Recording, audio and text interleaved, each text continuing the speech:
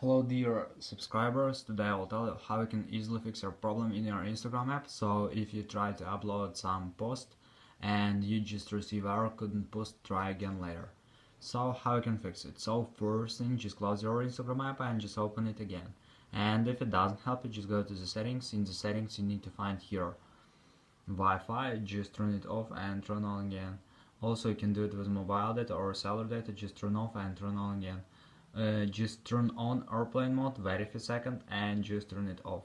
So after, just go to the general, just scroll down, just tap on shutdown, slide to power off, wait a few seconds and just power on your phone again. So just simple restore your phone.